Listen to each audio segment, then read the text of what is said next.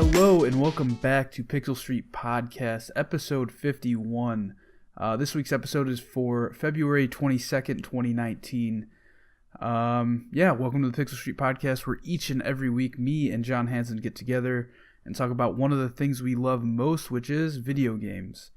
As always, I'm one of your hosts, Joel Campos, and I'm joined by the man who has spent over $500 on Overwatch loot boxes this week, John Hansen. Yes, all in 1 week. Actually, just a quick correction, it's the 21st, not the 22nd. I'm posting it tomorrow. Okay. Well, just thought I should clarify since today is the day that Reggie's dead. He's dead to all of us. He's dead. From today on. Yep. As always, you can get our podcast on most podcast platforms on Fridays, as well as on YouTube. If you search Almost Random, I post them to that YouTube channel. You can now watch the show directly on our Facebook group by searching for Pixel Street Podcast. This week we're going to be talking about Reggie from Nintendo retiring, Apex loot boxes, and Xbox Game Pass Switch rumors. Let's just get into it. Let's click on this list of upcoming game releases and just talk about which ones we're excited about. Because we used to go through every single game, but that gets too... It's just too many. Looks like Farm Together came to PS4 yesterday. I played a little bit of that. It's kind of addicting because the person who I game share with on Xbox got it. Mm-hmm. It's like I don't know how to put it. It reminds me of like Farmville, or what was it? Was that Facebook game Farmville? Yeah, there's Farmville and Farmtown. Yeah. It's like similar to that, to where like if you plant something, you can come back the next day and it'll be ready. Like they have cooldowns on stuff. But yeah, you just generate money. That's fun. It's kind of addicting, and I'm not into those type of games. Gotcha. Yeah, let's see. Today, Thursday, February 21st, Origami Shadow Edition. Is that something I should know about? I don't recognize it myself, so... I just recognize the cover art. That's why I thought it was something I should know. Looks like Ruby. Ruby? Oh, like the anime? Yeah. Kind of, yeah. Teeth. Yeah. There's not really a lot on here I'm excited for. Like, even Anthem, I really have no hype for. I don't plan on getting it, at least at the beginning here. We had last week, which was the huge releases across the board. You had Jump Force, Crackdown, Far Cry, and another one that I can't think of at the moment. But I think technically Anthem, because you can play 10 hours if you have EA Access on Xbox, but if you have EA Origins if you have Origin Premier on PC, which is $100 a year or $15 a month, you could play the full game of Anthem unlimited. Yeah. It's kind of a gray area as well, because like the day one patch came out yesterday. So people are like, well, is what we were playing the whole first week, is that what should be reviewed, or is it after the day one? It's just so weird. I mean, that's a jar I don't really want to open. I mean, in my mind, that's something that you have to review what you played. Exactly. I completely agree. I feel like if you're going to make the whole game available to players, I mean, maybe if it was just a 10-hour trial, then maybe that's not what gets reviewed. But the fact that you let all the PC players who have Origin Premier play the full game unlimited, I feel like you have to say that that's the full game. That was the release. Yeah, for sure. I personally don't like this staggered type release. I feel like it excludes a lot of people, because what I remember is back, the Halo days, Halo 3, going and waiting in line till midnight to play a game. That hype is completely gone for any game now if you release it this way. Mm-hmm. Yeah, for sure. It's also just PC players have had access to the story. Now, I haven't really heard anything on the story yet. I haven't heard if it's good or bad. All I've been hearing is just the technical problems that the game's been facing, which is also what we heard with the demo when it was out.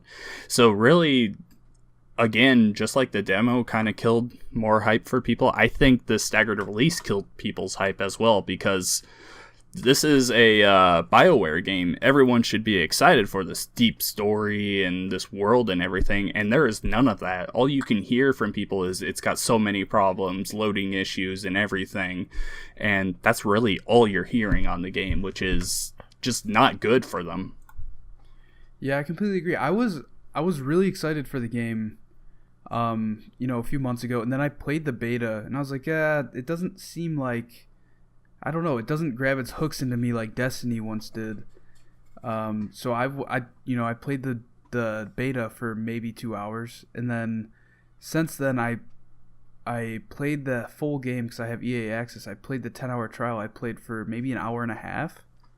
And I played one mission. I was like, I'll wait until the full game comes out and I see a bunch of people playing on my friends list and I have people to play with. Especially because one thing that made me mad right away is I did so you have to do kind of like a tutorial mission, which is maybe 45 minutes.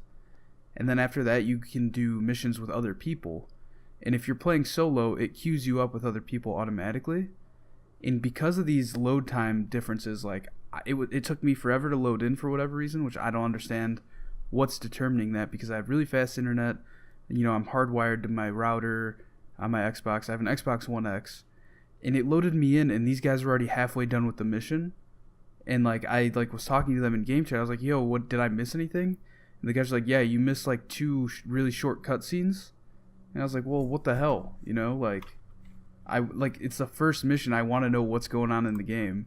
Mm-hmm. And I just completely missed out on a bunch of whether it was dialogue or cutscene. I can't remember exactly. I completely missed out, and that really aggravated me. So right after I did that mission, I got off. But what it sounds like is they kind of fixed it in this day one patch, but I'm not sure entirely. But yeah, Anthem. That's gonna be a review in progress on this podcast. I'm sure I'm gonna play it again. I think I'm playing it tonight with a buddy of mine who's getting it, so we'll see. I mean, for me, it seems like the type of game that I'll have a lot more fun playing with friends, and I'll probably never play alone, but we'll see if that ever changes. I'm more excited for Division 2, personally. The same. Moving on, it looks like there's nothing really major. Next Tuesday, February 26th, we have Lego Movie 2 video game. I know the Lego games are pretty popular among people. Especially because there's a Lego sale going on right now, I believe, on Xbox, PlayStation, and PC. And then you have Ape Out coming out next Thursday. That'll be the last one we talk about, but that game looked awesome. Do you know what that is? No, I have no idea. I saw it in the Kind of Funny Direct. It's kind of like a top-down, you're just an ape, and you just run around killing dudes, shooting you with guns. The best way I've seen somebody describe it is Hotline Harambe, and I thought that was hilarious because it awesome. Fits perfectly. But yeah, it looks cool. I don't know how much it's gonna be, but if it's $15 or less, I'll probably pick it up. But I have a feeling it's probably a $20 game. Let me look it up. Ape Out cost. Let's see. It's on Steam. And you can't even pre-order it. So yeah, I don't know. No idea. But yeah, let's move on. Let's get into some of the games with gold. Actually, do you want to talk about what backwards compatible games have come? All right, hold on real quick. $15 on Switch for Ape Out. Okay, cool. I might pick it up then. I'll wait for a review though. Okay. Before I pay full price. All right, so backwards compatibility. Yeah, so I think the last time we did a full-fledged podcast, we left off on Rayman Raving Rabbids. Okay. So there have been quite a bit. Yeah, since then we've gotten Ace Combat 6, Fires of Liberation, Command & Conquer Red Alert 3 Commanders, Command & Conquer Red Alert 3. I don't know if there's any difference between those. I haven't played them. Yeah, I'm assuming one of them is some sort of DLC, I'd guess. I would guess so too. Because then you also have Command & Conquer 3 Kane's Wrath. So, no idea. Regular Command & Conquer 3 Tiberium Wars. Yeah, so I don't get that. I have no idea. Port Royale 3 Pirates and Merchants, Lego Batman 2 DC Superheroes, Orcs Must Die, and The King of Fighters 13. Yeah, I mean, they just keep building this list of games, and it blows my mind. And granted, you get at least one new one a month with games with gold, because they always add 360 games to it. Mm-hmm. And now they're actually starting to add original Xbox games as well. It's pretty awesome. We should add a new list to this, because they keep adding games to Xbox Game Pass. Yeah, and they we added really a bunch. should. They added a bunch between like I think 2 days ago and today. Hold on, I'm trying to find a comprehensive list by date, but I don't know if I'll be able to find it on the fly. Yeah, probably not on the But fly. I know they added Batman, that the bundle with Origins, Arkham Asylum, and Arkham City. Yeah, it's Return to Arkham. Yeah. They added Batman Return to Arkham. Oh, here we go. I actually found a list. Eurogamer has it. Nice. Hold on. I just saw one with a date. Ooh, that's not how you spell February. Okay, so today, they announced today, coming the 28th is going to be Alien Isolation. Out now is Batman Return to Arkham, which is Xbox One enhanced. Let me see what else. Crackdown 3, obviously, did Blob, but that was already out. Walking Dead Season 2 and Headlander are the other two. Okay, yeah, so yeah, they just keep adding to that list. Oh, and The Walking Dead, the complete first season. Okay, let's see. Also today, Disney Epic Mickey 2, The Power of Two, which was a free game a while ago. So if you didn't grab it then, you can still play it on Game Pass. Yep. And yeah, Walking Dead Season 2 is in a week. So yeah, the ones today are Batman, Headlander, and Epic Mickey. On the 28th is Walking Dead Season 2 and Alien Isolation. But yeah, we should definitely add that as another thing we talk about every time they add games. Because they're really good about adding games to that. Granted, they do take games off as well, so all these games might not that would be also there be in an a few important months. thing to acknowledge. Yeah, but they don't really come out and announce it, the same way they announce games that are coming. Gotcha. But yeah, moving on. Let's get into some of the games with gold. I'll go over the Xbox ones and then we'll rotate from there. So for Xbox games with gold, you have Bloodstained, Curse of the Moon for Xbox One. That is available right now from February 1st through the 28th. Super Bomberman R for Xbox One. Available February 16th through March 1st.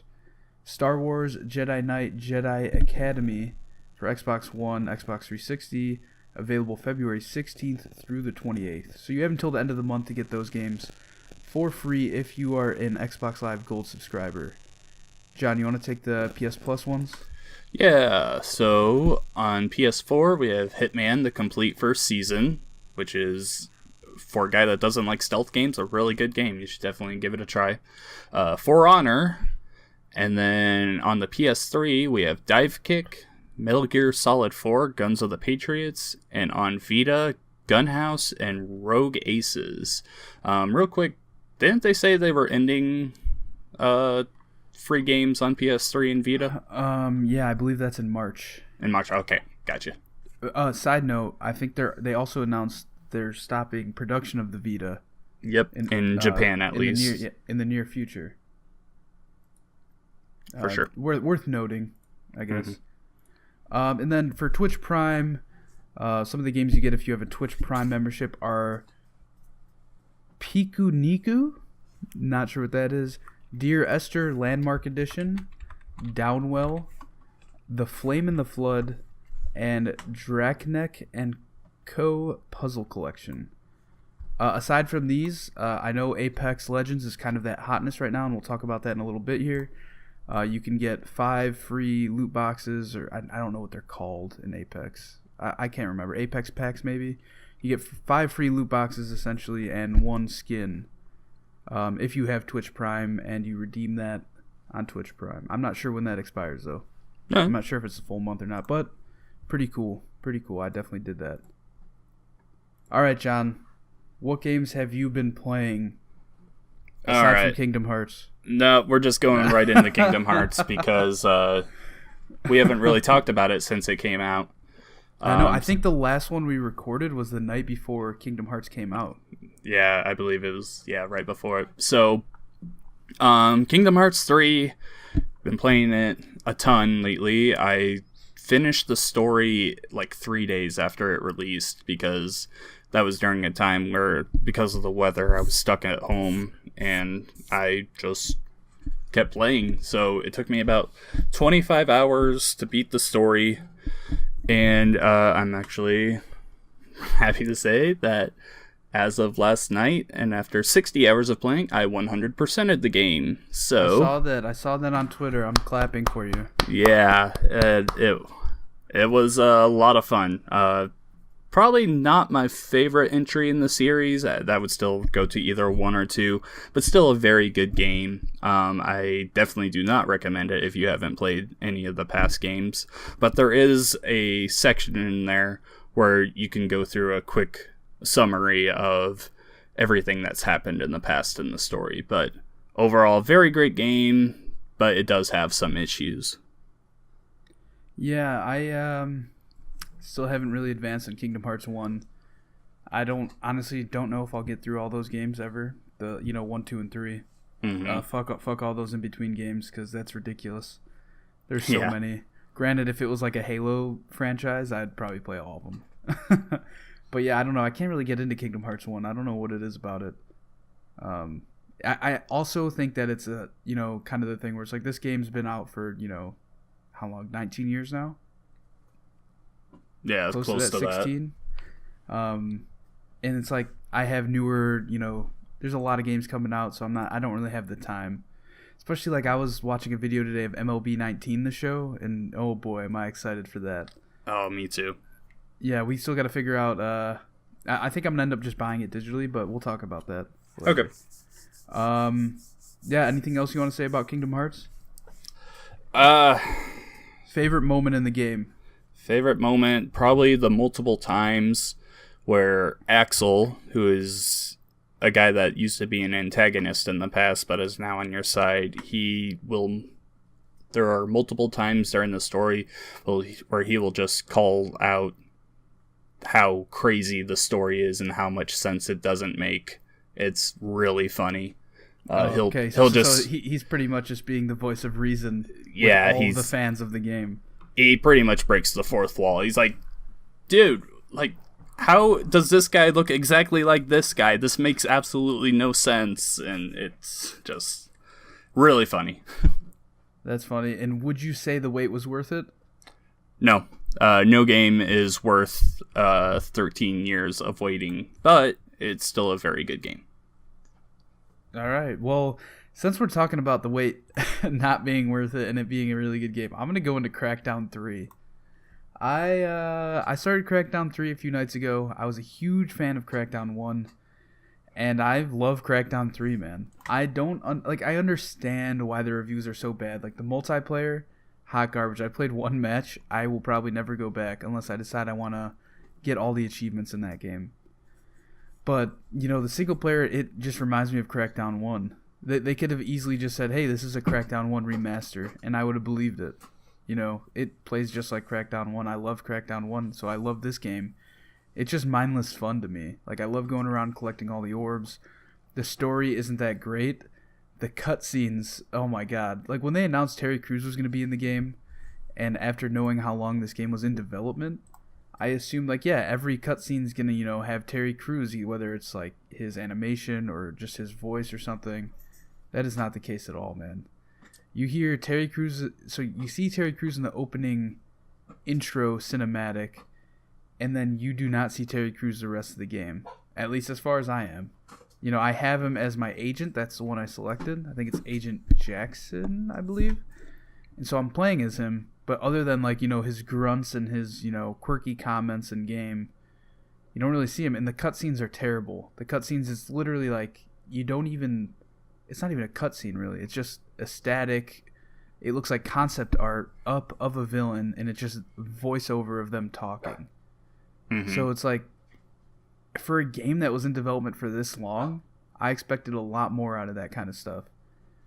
But the gameplay itself, I enjoy a lot. So I can see why the reviews are so bad. It's because people probably expected a lot more than it actually is. The cutscenes are not really cutscenes at all. The story is essentially the same as every other Crackdown, from what I can tell. But yeah, I'm still enjoying my time with it. I'll probably end up collecting all those orbs because it's just one of those games, man. Where once you start going, you can't stop. Gotcha.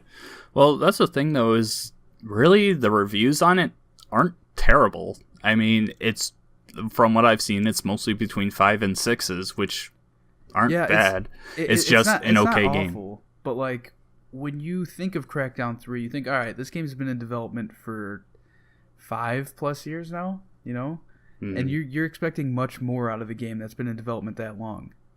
You're expecting to get better than a 5. That's the thing, though. It never surprised me. The fact that it's on Game Pass helps it a lot, I think. Oh, yeah. A lot more people are going to be playing that, even though it's still a 5 or 6. Yeah, Game Pass is huge for stuff like this. It doesn't really surprise me that it's just middling reviews. I mean, it's Crackdown. There's not really much you can do to innovate that series unless you want to completely change it. People love the first one. They kind of want that brought back. So for people that love that game, awesome. I've only played Wrecking Zone so far, and yeah, that's awful. They shouldn't have even included that. It's very bad. Not fun at all. Like, you can't even queue up with friends or anything. And no. As soon as you finish a game, it takes you right back to the main menu. Mm-hmm. Like, what year is it? Is it like 2002? Right. That's insane. That's a mode that should have been left where it originally came from 15 years ago. Yeah, either that or they should have waited to release it. I mean, granted, they probably would have waited to release it if they could. At this point, I think they just shouldn't have released it at all. It's so bad. Oh, yeah, the Wrecking Zone, yeah. But, I mean, either way, I'm still enjoying my time, like I said. It plays just like Crackdown 1, at least how I remember it. I enjoy it a lot. What I would like is if they do ever make another Crackdown, and I don't know if they will, at least not for a very, very long time, I hope that either they're making a new Crackdown right away, and I hope that they go all in on the Terry Crews stuff. Like, I hope they get him from start to finish of the game, pay that man his money, get him in every cutscene, you know what I mean? Like, make it a full-fledged story with actual cutscenes, and then I think we might have a more interesting game. I will be absolutely surprised if we see another Crackdown game in the next decade. Oh, I agree. That's what I'm saying. That's what I'm saying. Either they're not making another Crackdown game for like 15+ years, or they're making one immediately and going all in on Terry Crews being, you know, in the whole thing, as opposed to the opening cutscene. Because when they announced Terry Crews was being in the game, this game, you know, people got a lot more excited than they were. If they had never announced Terry Crews being in this game, I don't think anybody would have cared. I don't know. Just Crackdown fans. And really, at the end of the day, I still think that's really the only people that were excited were fans of the original game.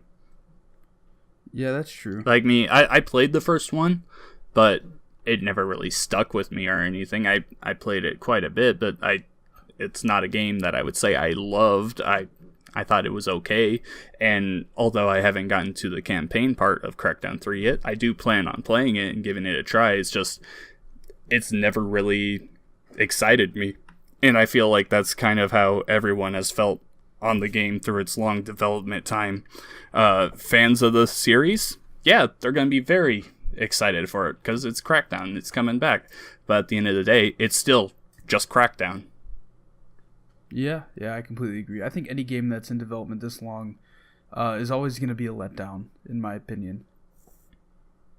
Just because you're excited for it for so long, there's no way it's going to meet whatever expectations you have for something that they started 10 years ago. You know, technology wasn't there for certain things, like for like the framework of a game, like for Kingdom Hearts, for instance. When they started this game, it was probably something completely different from what it is now. Yeah. But anyway, I'll go through another game just because I have more games on here than you do. Did we talk about Celeste? I think we did. A while ago we did, yeah. Yeah, I don't know why that's on here. I've been playing Battlefield 5 still. They have kind of a battle pass every week called the Tides of War, and I've been enjoying going through those because it's kind of just like assignments. So you got to beat one before you do the next. It can get frustrating. Like last week's was very frustrating because it was all vehicle-based and tank-based. So if you joined a game, 9 out of 10 times you were not getting in a tank because everybody was working on the same assignments. And they were all trying to get in the tanks. But other than that, Battlefield 5 is fun. The more I think about a Battle Royale mode coming to Battlefield, the more I think it's not going to work, especially after Apex. just because Battlefield is still kind of clunky. Like, I don't see how a Battle Royale is going to work very well in that, but granted, I'll try it out and report back whenever it does come. I think they said it's coming in March, but we'll see if that actually happens. Yeah, I kind of like it because it kind of seems like Respawn is getting revenge for the release schedule of Titanfall 2 in between Battlefield 1 now. Yeah, and how that game was Call of Duty and Battlefield now. Yeah, like that back then Titanfall 2 wasn't forgotten. A lot of people still recognize how good of a game that was, but from sales wise it just didn't do well. And now with Apex Legends just dropping out of nowhere, everyone's just, I mean, there wasn't really much hype for the Battlefield Royale anyway, I don't think, unless you're a Battlefield fan. But now I can't see a world where that game takes over like Fortnite has, or Blackout did for a bit, or how Apex is doing right now. I just cannot see that happening. Yeah, absolutely not. And like, I would not be surprised if EA came out and was like, hey, Battle Royale's not happening in Battlefield 1. It just didn't work out. You know, we didn't have the resources, because Battlefield 5 is not that successful of a game compared to other Battlefield games. Yeah. Like, because if you look at it, like, it came on sale, I think, like, less than a month after it came out for, like, $40. Mm-hmm. And, like, 5 years ago, that was absolutely unheard of. And now more and more games are doing that just because they have to keep up. You know, nobody's going to buy your game at $60 if they see, like, oh, hey, I can go buy Call of Duty right now for $45 or whatever it is. Mm-hmm. And get more of an experience. And then also, just Battlefield 5 is, I know it's a different war. It's World War II instead of World War I, but compared to Battlefield 1, it looks pretty much the same. It looks like most of the game you could get by playing in Battlefield 1. I think what they need to do, this will be the last thing I say about Battlefield, this podcast, is what they need to do is bring back Bad Company, because Bad Company 1 and 2, I think, were some of the best Battlefield games they had. And I think if the next game they announce is Bad Company 3, I think that a lot more people would be excited for it, because the story in those games were great. You know, it was really funny. It was just an all-around great time, and the multiplayer was awesome. But yeah, moving on. We'll talk about... You want to talk about Paladins? Okay, sure. So I recently started playing Paladins again. On Switch? On both Switch and Xbox. So they actually have an update right now, which is cross-play and cross-progression. So I can play on my Switch, I can play on my Xbox, and it's all connected to the same account. So, like, before, I haven't played a ton of Paladins in the past. I'm only, like, level 10 on my Xbox, but on my Switch I was like level 2, and I was like, okay, it's fine. When it first came out and everyone could play it for free, I'm like, okay, this is really filling up a spot that Overwatch has missed, but everything else has been distracting me while I recently just started playing Paladins again, and just being able to play on the same account through multiple devices, which is actually something we'll be talking about in our news today, but it's just so cool, and I think that's really going to be a thing that pulls me back into this game. Overwatch, and I hate to say it, but Overwatch is just kind of losing me at the moment. Like, nothing they announce in the game is really exciting me. Like, a new map has just released. It's Paris, but it's a 2CP map, and that's a map style that I really don't like from them, and I haven't even tried it yet. I'll still go on there and play comp every now and then, but between Kingdom Hearts, I still want to try out Undertale on my Switch that I bought. It's $10 if you haven't bought it. Go buy it now. I haven't bought it yet. Just all these other games are coming out, and Overwatch is kind of being lost in the mix now, I think, which is crazy, seeing how it really is one of my favorite games ever. Like, recently, there was a toy fair in London, I want to say. It's either London or New York. And they announced, like, new Overwatch figures. I'm like, oh yeah, I'm definitely buying those. I pre-ordered them at my work and everything. That's the only thing that's gotten me excited for Overwatch within the last month or so. Like, they've got this new map. Today they just teased either a new hero or a new event, which that will get me excited because I love the March event, which is the lore event, which I want them to do throughout the year. But besides that, it's just dying away slowly, I think, and Blizzard has really gotten quiet on the whole game as a whole. Overwatch League started up again within the last week, and that's fine, but it's not anything that gets me excited. But Paladins, I mean, I can play anywhere with my Switch or on my Xbox, and I can just turn on YouTube on my Xbox and just sit back and play it on my Switch, and I'll be progressing through both on both consoles at the same time. That's really awesome, and I think that's really going to help Paladins as a game, for me at least. Yeah, that's what I was going to ask you, is if it has cross progression between the two, and like you said, it does, which is awesome, because that always makes me more inclined to play something, especially if it's on the Switch. Like it's a no-brainer to try something like that out. And if Overwatch, I think, did have cross progression with PC, I would probably play that more than I do currently, because I always want to play on PC, but then I'm like, do I want to waste time? Like, I already put a bunch of hours into Xbox. Yeah, like, for sure. Like, I have so much unlocked there, but I mean, Overwatch, I don't think they're ever going to add that, just because it's kind of too late for that. But maybe Overwatch 2 or whatever the next iteration of the game becomes, I could easily see them adding something like that to the future.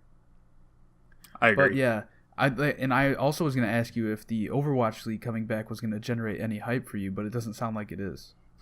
I mean, it's cool that they have more teams in it now, and it seems like they're playing more often. I want to say last year they only played 2 days a week, and now it looks like they're playing 3 days. I do have a new favorite team. It's the Paris Eternal, because I like Soon, and that's about it. Like, it's cool, but everyone in the Overwatch community is talking about how stale the meta is right now. It's pretty much 3 tanks and 3 supports playing every single game, and wow, it's just not that fun. So no, it's not really exciting to me right now. I think Blizzard has really had a misstep within the last 6 months or so, because they've just disappeared. They haven't really been talking about the game itself like they were within the first 2 years that it was out. They're like, they would give constant updates and this is what we're working on, but really lately we haven't heard anything on it, and it's really disappointing. Do you think that Overwatch would benefit if they just held off on releasing characters and then release like 3 or 4 all at once? No, I like think that would break the game. From a balance standpoint, yes, but I like how they do 3 a year, two a year maybe. They do 3 a year right now. They do one about every 4 months or so, and I think that's fine. And I think the map releases are fine as well. They probably do about 3 or 4 of those. The biggest thing to get someone like me back into it, they need more lore events, and like all of the seasonal events they have now are stale. We recently got done with the Lunar New Year event, which was the same exact thing that we've seen from the past 2 years. This is the 3rd year of them doing it. Every single year, the event has been Capture the Flag, and then you just get skins of, like, Chinese folklore people. And yeah, the skins are cool, but that's it. I mean, that's all we've seen, and it's even worse because Capture the Flag is a game mode that they've added to the whole game now. Like, you can play that. You play it the rest of the year. Yeah. So yeah, I there was no point to it. I could see it being more exciting if they, implement a new game mode for each, they can have the same event every year, but if they add some sort of new game mode, I could see that happening. Or even if they, I don't know, because I mean, there's only so many game modes you can do. You know what I mean? Mm-hmm. So I could see it being challenging adding new stuff, but yeah, I don't know. I honestly don't have any advice on what they could do there. Really, what I think they need to do is just do lore events throughout the year. For all of their seasonal events, just make a new lore event. Like, all you have to do is make a new, You just take one of your levels, like they've done for the lore events in the past. For the first year, it was King's Row. They made it daytime. They made it Tracer's first mission, and you played with other people against bots. And that's one of the most successful things the game's ever done. Also, when you think of the Halloween event, Junkenstein's Terror, everyone loves that mode. But even that one now, we've seen it every year since the game released. There's been no iteration on it besides adding a couple more players you can play in it. So if they just like take maps that they already have and just slightly alter them, kind of like what Fortnite does, they have the same map for their battle royale, but they just add in something different. They change up a little aspect of it, and it keeps it fresh for people. That's really what Overwatch needs to do going forward. Yeah, I don't know. I personally don't play the game enough to, have much input on it. I hop in once every few months. But, yeah, I mean, it always feels the same to me. The only thing that I feel like changes, in my opinion, is just that, like, there will be times when I get on and it's like, oh, why is everybody playing so-and-so character? And then yeah, because of the balance changes. It's because they're way better than they were, last week or whatever. For sure. But, yeah, once again, John somehow turns this podcast into an Overwatch podcast. There you go. Moving on, I want to talk a little bit about Apex Legends. Have you played it at all? Yes, I've only played it one night, but I played about 5 or 6 games, and I did win one of them. So, oh, nice. Yeah. Yeah, I played for like 2 days before I even won a game, but I'm getting really good at it now. Like, I'm averaging like 5 to 8 kills a game, which is pretty impressive in my opinion. But yeah, I'm loving it, man. I was really into Fortnite for a while, and then that got stale to me. I played a little bit of Black Ops, the Blackout mode. I didn't really get into that. I played that for like a weekend, and I thought it was going to be better than it was. It was not. But I think Apex is probably the best Battle Royale in my opinion. It's the most fleshed out of any of them, I think. And yeah, it's just exciting, man. It's a lot of fun. Free game. They stealth released it, kind of. I mean, people kind of knew about it the weekend before. But yeah, it's from the same team that made Titanfall, which is Respawn. Which Titanfall 2, I guess, has had an influx in player base because of this game. Because it's on sale right now for like $650 for like the deluxe edition, which is insane. That is insane. But yeah, Apex is a lot of fun. They add a bunch of new stuff to the whole Battle Royale genre. Including so every Battle Royale game you get downed and you either bleed out or somebody kills you, and if somebody kills you, now you can revive them by grabbing their their ID card or whatever it's called and running up to the respawn beacon and respawning them, which it's kind of risky because people can see that ship coming in and they can decide to rush you guys. But yeah, it adds that feature, which I think is really nice because once you're out, you're not really out until your whole squad's dead essentially. Mm-hmm. Unless they forget to grab your card, and then you're screwed, which has happened to me a time or two. But yeah, it's just a lot of fun. In this game, I do not think that they are going to iterate on the map like Fortnite has. I think they're just going to come out with new maps. Because in Fortnite, if you look at the Xbox, like if you see a friend playing, it'll just say they're playing squads, 4 out of 4. But in Apex, it says they're playing I can't remember what exactly it says, but then it says a map name, so it'll say they're playing this on this map. I forget what the map name is. So I think that they're going to come out with a new map for it, especially because like I can't see them updating that map at all because it just seems like there's too much going on already. Like I don't know, because Fortnite, in my opinion, like there are different sections to the map, but like it seems like there's a clear like border, you know what I mean, from section to section. That's just like either whether it's just woods or it's like just a desert. I don't know. But yeah, Apex is a lot of fun. I've been enjoying it the hell out of it. And I think another reason why this is going to be way more successful is because it is the more realistic of the free Battle Royale games. Like, convincing your buddy to buy Call of Duty for $60 to play Battle Royale game with you is kind of hard, but convincing him to download a free game is the easiest thing ever. Yeah, I agree. I definitely I enjoyed the little bit I have played of Apex. If you ever want to play sometime, just send me an invite or a message. Because I've been playing like every night.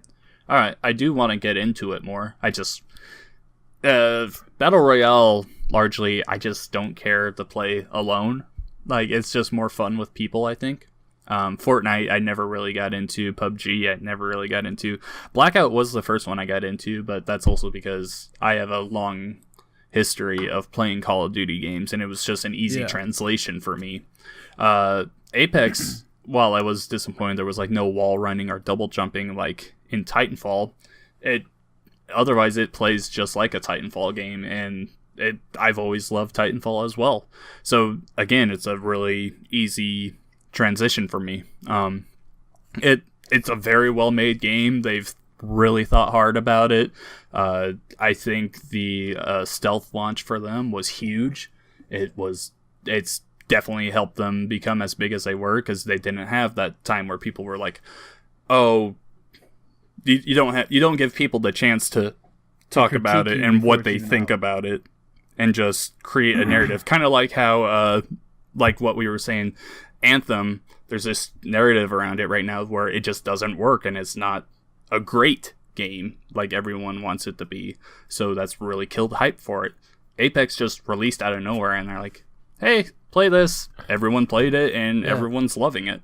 Yeah, they stealth released and said, hey, this is free, go try it out. Yeah. Whereas if you look at how Battlefield's handling things, they announced a Battle Royale mode, and they've left a lot of time in there for people to like come up with opinions on how they think it's going to be, even though they have not played it. So, like, whether it's good ideas or bad ideas, like, it certainly isn't helping the game. You know what I mean? Because people can be like, oh, I don't see Battlefield working at all as a Battle Royale. And then immediately, who knows, three people think, oh, yeah, it's not going to work. And then they have no interest. Whereas if Battlefield never announced a Battle Royale and then it just came out, I think that'd be a different story. And another thing also, because you were talking about how it's easy to tell a friend to download a free game, Blackout has never been free, but it released with the game, so it was easy to tell people, hey, if you get Call of Duty, you get this as well. It's a really good experience. Battlefield's been out for months now.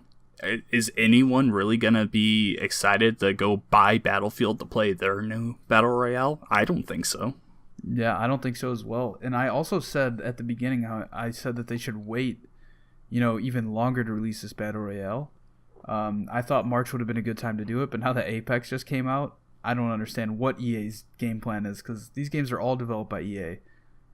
I honestly wouldn't be surprised if the Firestorm one gets canceled, but I really don't think it would be a good idea for them to cancel it with how much time they put into it. But on the other side, I'm like, there's no hype for it right now. I don't think anyone wants it. Yeah, I could easily see it being canceled as well. But in all reality, I have a feeling that game mode's probably done already. Probably. Because it doesn't seem like, I know nothing about coding this stuff, but they already have 64 player maps. They could easily just, say, 64 people drop in. You know what I mean? But if that was the case, though, why wouldn't they just stealth release that instead of Apex? You know what I mean? Because Apex has only been out, 2 weeks now? Yeah, but I think that the one of the reasoning is that in Anthem, there's no PvP. And in Apex, it's free PvP. So I think that they release that kind of as a balance there. And also, if they stealth release it in Battlefield, like Battlefield you still have to pay for. So I don't think that it would have been that successful. Well, but there's still, even with the release, they're still going to have to pay for it. So you're still looking at that situation. Even with what release? For Firestorm. Like, even they have it scheduled to come out in March, but they're still going to have to pay for it. It's not, you're not changing the situation there, whether you stealth release it or you stick with the schedule for it. Yeah, they already announced it, so I don't see them changing it. Because if they delay it, then it's just going to look even worse on them. Mm-hmm. Yeah, no, there's just it's a no-win situation for DICE and EA for the Firestorm. Release. For Firestorm it's no win, but overall, Apex they're winning. is huge for Respawn and EA, but DICE is the real loser out of all of this. Yeah, I agree. It's definitely hurting Battlefield as a series overall, but I think that they already acknowledge the fact. I mean, they haven't said it publicly, but I think they already know. Battlefield 5 is not as successful as they were hoping it would be. Yeah. So I mean, you might as well cut your losses and release this awesome game, for free. Then holding off on Apex to release Firestorm.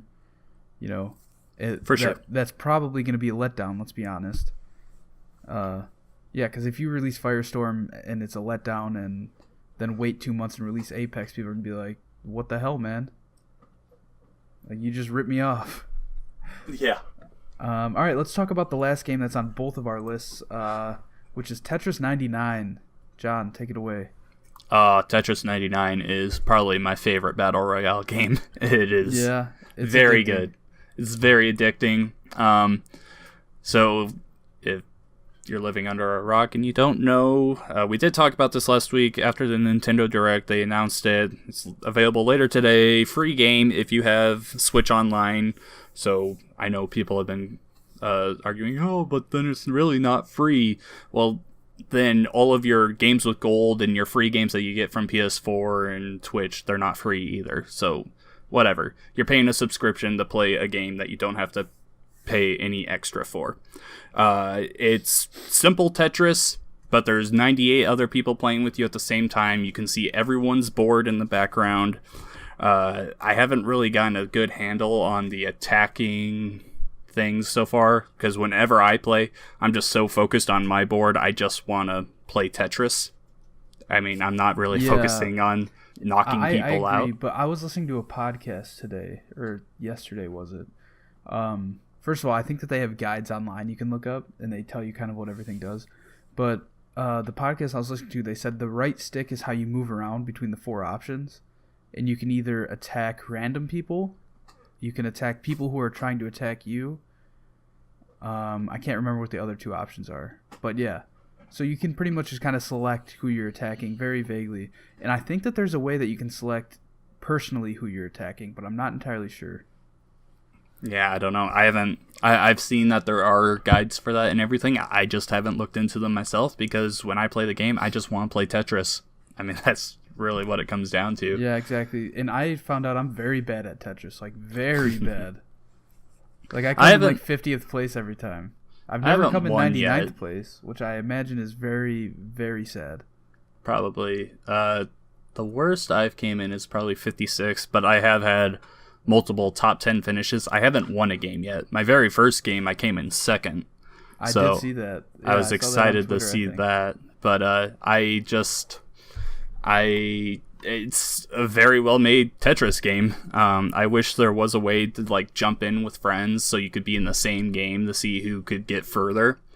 And then I also did tweet the developers of the game. I'm like, hey, is there any chance that we get an offline mode so when we're not near an internet connection we can just play Tetris? They said, unfortunately, probably never gonna happen.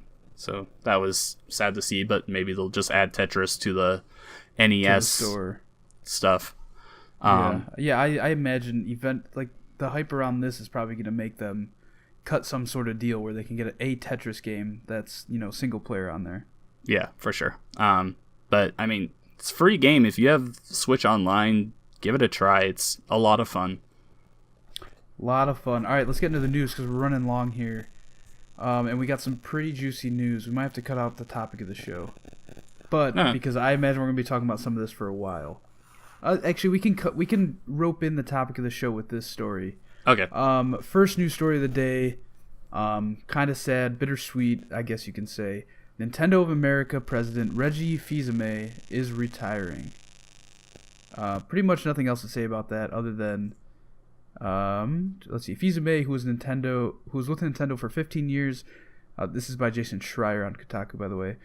Became an instant gamer celebrity when he took the company's stage at E3 2004 and declared, "My name is Reggie. I'm about kicking ass. I'm about talking names, and we're about making games." How fucking badass is that? Right? Reggie has always been awesome. He was one of the iconic publisher's most public personalities, frequently representing Nintendo at events and in live presentations and injecting charisma into a company that could otherwise at times feel robotic to Americans, I imagine. Yeah. Alongside legendary Mario creator Shigeru Miyamoto and the late president Satoru Iwata, Fizeme was one of Nintendo's main public faces for over a decade. Other than that, Doug Bowser is taking over as president. It's kind of sad. I didn't think that Reggie was, kind of at that age to retire, but I mean, he made his money and he's running, I guess. I mean, good for him. I mean, he's been such a great influence for people that are Nintendo fans for the last 15 years. I'm happy for him. I'm looking it up right now. He's only 57, so he definitely could have worked longer. But hey, he won. I watched the video where he was announcing his retirement and saying thank you to the fans and everything. He wants to go home. He wants to hang out with his kids, his wife, and his friends. More power to him. I mean, he's got the money. Go for it. Yeah, I mean, Nintendo's such a big... Any of these gaming companies are so big that being, like, the face of the company, there's got to be a lot of pressure and a lot of time taken, out of, like, your family life and stuff even. Yeah. Travel, whether he's got to be in the U.S. all the time or Japan, all that stuff takes into account. So, yeah, good for him. Yeah, he's had some really awesome moments in the past 15 years. Just a great person, just really a great spokesperson for Nintendo in general. They did have their downtime with the Wii U, but ever since the Switch came out, he's been one of the people that I've looked forward to seeing talk about the Switch, especially when it was announced. And he's just very charismatic. It's just... I'm sad to see him go, but I'm really happy for him that he gets to go out on a high note and everything. Seems like a really awesome guy. I mean, he's definitely like one of the more passionate people in the industry. Like, I'd say him and Phil Spencer are two of the most passionate people about gaming as a whole. Yeah, for sure. But yeah, our topic of the show was going to be our favorite Reggie moments, and I have a clip here of them demonstrating Wii Fit. And it's when he says my body is ready, and it just gets super. It's just like a awkward silence. Then you can hear the crowd start kind of laughing. Just so awkward and cringe, but hilarious. Yeah, he's definitely had many moments. I actually have two favorite moments for him. The first one is the Super Smash Brothers announcement video where him and Satoru Iwata were like fighting each other. It looked like a big anime between them where their fists were flying at each other, and then they like did flips and everything. It was really awesome. You also have the Muppet commercial where everyone from Nintendo's Muppets and they're like singing and everything. Probably my number one favorite moment with him though is at the Game Awards this past year, where him, Sean Layden, and Phil Spencer all came out on the stage together. Like that gives me goosebumps. It was such an amazing moment that I was really happy to see. That'll make your nipples hard real quick. Yeah, for sure. That was a power move by all three of them to come out there together. That was a great moment, I think, in all of gaming history. For sure. That's like the first time anything like that has happened. Mm-hmm. And that just shows where we are, kind of in the gaming industry as a whole. You know what I mean? Yeah, just really working together and everything. And actually not entirely, but kind of. Just like working together and just growing together. And that actually leads us into our second story, which is a rumor from Game Informer's Imran Khan that Microsoft is bringing Game Pass and published titles to Switch. Let's fucking go, John. All right. So, according to a report from outlet Direct Feed Games, an outlet that has a strong track record for rumors, especially centering around Nintendo, Microsoft and Nintendo are about to get together in a big way in the near future. Not only will some Microsoft games find their way to the Switch, but it looks like the entire Game Pass library might arrive via the magic of streaming. The report states that Microsoft is looking into publishing some of their own catalog to the Switch in the form of actual ports. this is in no way strange for Microsoft, who has dabbled in things like lending out Rare for games on Nintendo systems and developing and publishing games on Nintendo consoles, such as Minecraft. Microsoft-owned developers, Ninja Theory and Obsidian, are still self-publishing their games on the Switch and other systems as well. So, at the Nintendo Direct last week, Hellblade: Senua's Sacrifice is a Microsoft-owned property now, and that is coming to Switch as its own port. So we're actually kind of already seeing this, and we've seen it in the past, like they said with Minecraft. I mean, all they need to do is make some sort of Xbox Game Pass app, essentially, on Switch, where you sign into your Microsoft account, and then they can easily say, oh, here you go, you get Hellblade, because it's already on Switch. It's up to them, essentially, to say whether you have access to it or not. Yeah, for sure. And then there was also been a rumor about a week or two ago, or a leak, that the name of one of their conferences is like expanding Xbox Live to PC, mobile, and Switch. So there's tons of things there saying that stuff like this is going to happen within the next year or so. So here specifically, The game specifically mentioned by Direct Feed is Ori and the Blind Forest, which is a very popular game for them, and they have the second game, Will-o-the-Wisp, coming out this year. Man, this is just such big news, I think. Me and Joel were talking earlier, and I actually was getting in a fight with some of the people that I write with on Culture of Gaming, because they were very focused on Microsoft making their own exclusives and keeping it to Xbox and how that was better for them. But them taking their service to everything, bringing their exclusives to everything, is so huge, because it's not just their exclusives. They're talking the entire Game Pass library here, just playing it through streaming. That makes so many indie developers more accessible.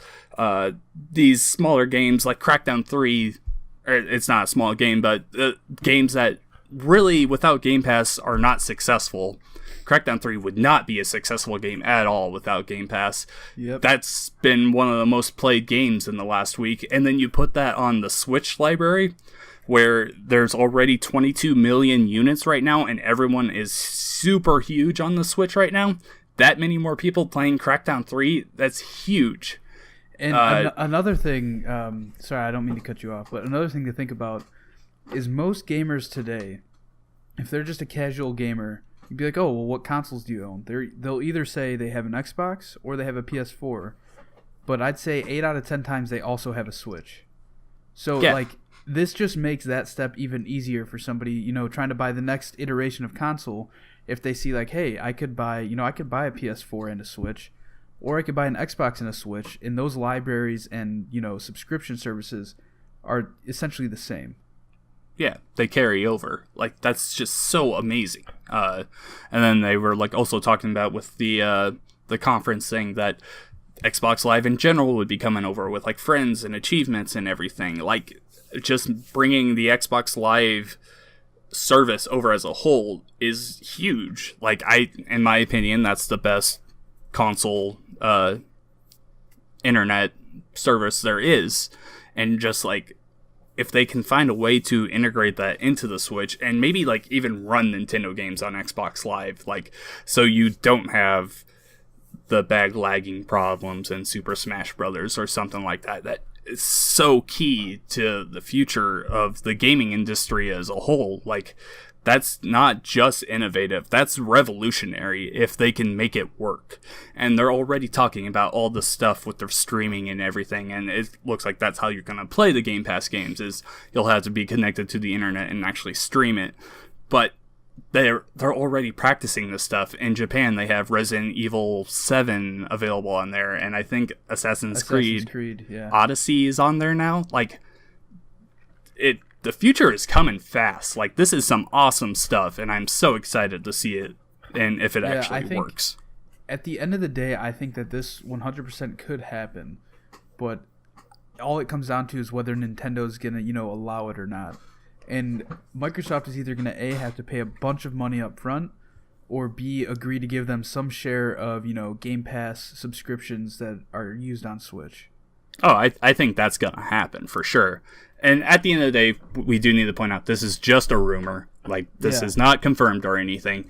But I'm just saying, if this is true, this is huge. Massive. This would be huge news if this happened. And I mean, Microsoft and Nintendo are already playing well together. Yeah. We know this. Yeah, they were the first ones to like really say, "Hey, you can play Minecraft crossplay on the Switch with your Xbox friends and your mobile friends and your PC friends." There was a commercial with Nintendo logo next to an Xbox logo. Yeah, and Nintendo directly tweeted Xbox and like, "Hey, since we can play together now, want to build something?" Like, this is just such really cool stuff. Yes, it is. Yeah, I don't know. We'll see what comes of it. Yeah, anything else you want to bring up about that? Or should we move on? Nah, let's just move on. All right, last news story of the week comes from comicbook.com. Apex Legends player drops $500 on 500 Apex crates, ends how you'd expect. Respawn Entertainment has hit the ground running with Apex Legends, their free-to-play battle royale experience, with plenty of content planned for the future of the game, and one new gun arriving very soon, aka yesterday if you're listening to this now. Players are enjoying their time not only in Kings Canyon, oh that's the name of the map, call back to earlier when I was talking about the game, but also the in-game store. Well, one player dropped $500 on 500 Apex crates, and it doesn't seem like they had the greatest experience. Reddit user Bae339, that's BAE339, took to the Apex Legends subreddit to share their tragic tale. The goal of purchasing so many Apex crates was to obtain the heirloom set, which has less than a 1% chance of dropping. In quotes, what got me with Apex crates was the guaranteed pity timer. They said, if you open 500 crates, you are guaranteed an heirloom bundle. To top it off, the only heirlooms in the game right now are for Wraith, his main character. And I wanted to secure them before new ones dropped, lowering my chance to ever luck out and receive them. They continued to say how their friends have received the very heirloom set they were after in just a few crates, so it couldn't possibly be that bad if they tried to replicate the magic. The Apex Legends players soon found out it just wasn't their time. I bought bundle of coins after bundle, they said, each time thinking to myself, the heirlooms will come this set of packs. I knew from the very first crate that I would be entering into a serious sunk cost fallacy, but I still couldn't stop. I opened up crates until I reached number 500, the guaranteed Wraith heirlooms. After opening 499 Apex crates, they finally acquired the coveted Wraith heirloom set in the 500th crate. I can tell you it wasn't worth it, they said. I now own every single blue rarity item in the game, among with countless legendaries for almost every gun and legend in the game, none of which I really care for or wanted. All in the hunt for a set of items that has a less than 1% chance of dropping. This is insane. I don't feel sorry for him at all. Oh, neither do I. He knew what he was getting into, and he said at the beginning of this that he knew what he was getting into. But yeah. But that's insane. They give you a 1 in 500th chance. What are the chances that this dude buys 500 of them and only gets it on the last one? That's crazy. Yeah, we should also point out though that we don't even know if this is true. He could be making this up. True, yeah. Like, I don't know. I didn't read the full Reddit thread, so I don't know if like he took a video of it or anything. Which I imagine if you're spending $500, you have to record it somehow. Yeah. No. If it's true, I don't feel sorry for him, but I'm also very skeptical if it even is true. Yeah. I mean, we all know loot boxes suck, right? Like, oh yeah, we're all aware. It's so predatory. Like, so yeah. Something needs to change with it, and I don't know if it ever will, to be honest. But yeah, I don't know. Yeah, that wraps up Pixel Street Podcast episode 51. You can find us on Facebook by searching Pixel Street Podcast. Give us a like there. You can find our podcast up there every Friday. You can find us on SoundCloud, iTunes, and Stitcher. My name is Joel Campos. You can find me on Twitter at Campos63, on Mixer at Mr. Finishline, mixer.com/Mr. Finishline. You can find my writing on that video game blog. and YouTube at Almost Random. John, where can we find you? On Twitter, I am at Rivek Shadows, and on YouTube, just search Rivek Shadows and you can find me. I need to get back to making some videos. I also, within the last week, guested on Respawn Aim Fire. It was a lot of fun. Definitely give them a look at when you're on SoundCloud as well. Lots of fun there. Some guys that we're planning on bringing on Pixel Street Podcast at some point in the future. So, yeah, give them a shout out and say, hey, John sent you. That'd be cool. But a lot of fun. All right, that does it for this week. We will see you next week for episode 52.